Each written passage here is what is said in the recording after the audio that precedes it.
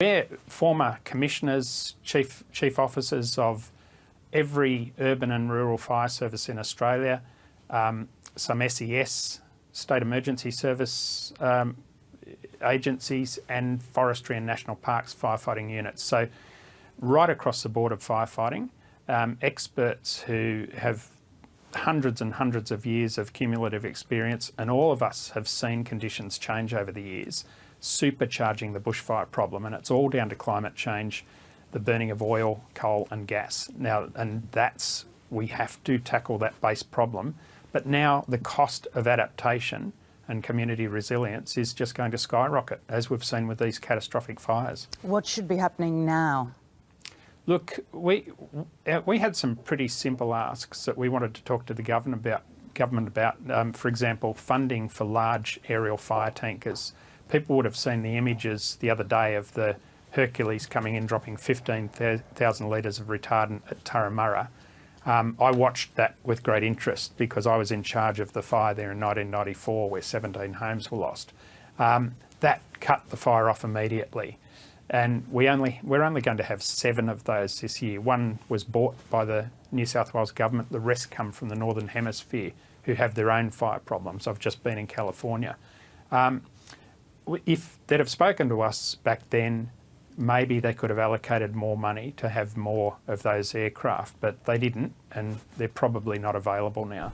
How much money Mr Prime Minister? How come we only had 4 trucks to defend our town? Because our town doesn't have a lot of money, but we have hearts of gold, Mr Prime Minister. Nah, you're an idiot, mate. You really are. You won't be getting any votes down here, buddy. You're an idiot. Who votes Liberal around here? Nobody. No Liberal votes. You're out, son. You are out. Good night, Anna. See you, mate. Bye.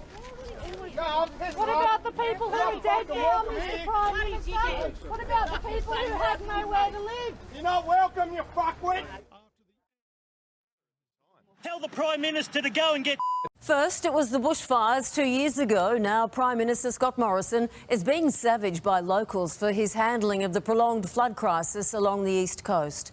They are furious and frustrated that help is taking so long to reach them, and in many cases, it still hasn't. Scott Morrison travelled to Lismore in northern New South Wales today to declare a national emergency, 2 weeks after the East Coast flooding began. I actually saw my first army person today. I live in South Lismore. When I had to leave my house, the water was neck height. Prime Minister Scott Morrison has continued his carefully choreographed tour of flood-affected areas, arriving in Queensland this morning. For the second day in a row, he's come under fire for failing to publicly meet flood victims for fear of bad press. The curated Queensland stopover, hosting 3 of 4 photo ops behind closed doors, avoiding angry residents. A group of former emergency service heads lined up to slam the Commonwealth. And we want to help people to understand who they should be angry at. They say the federal government was warned late last year of impending disaster but failed to adequately prepare. A map from a November briefing highlighted the flood risk in southeast Queensland and northern New South Wales. Even when their professional agencies were briefing up to say that things need to be done about the possibility of catastrophic floods, as usual, the Morrison government sat on its hands. This isn't the first time the former emergency bosses have hit out at the coalition.